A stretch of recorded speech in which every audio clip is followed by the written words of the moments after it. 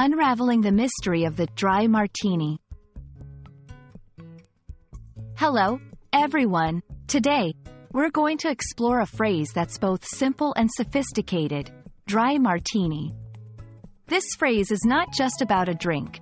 It's a part of culture, history, and language. Whether you're an English learner, a cocktail enthusiast, or just curious, you're in the right place to learn about this iconic phrase. The term, dry martini, refers to a type of martini cocktail. A traditional martini is made with gin and vermouth, and the term, dry, specifically refers to the amount of vermouth used in the drink.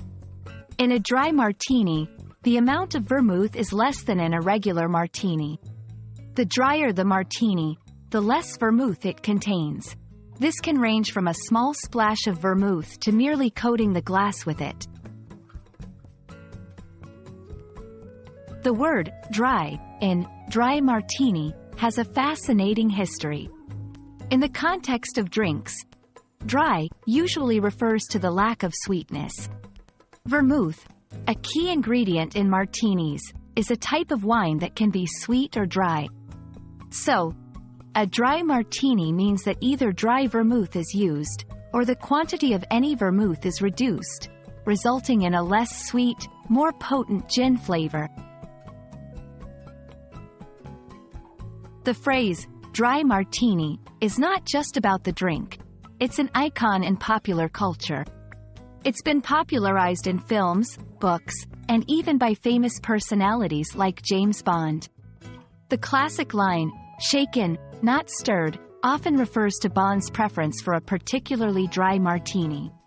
This cultural reference has made the dry martini a symbol of sophistication and style. When someone orders a dry martini, they may specify just how dry they want it. Phrases like extra dry or bone dry are common. These terms indicate an even smaller amount of vermouth.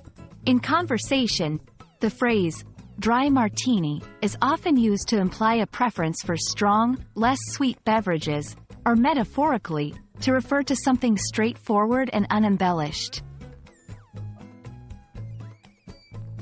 I hope this journey through the world of the dry martini has been enlightening. This phrase is more than a drink order.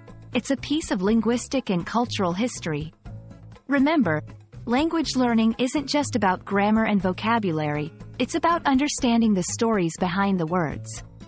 Cheers to your learning journey, and see you in the next video.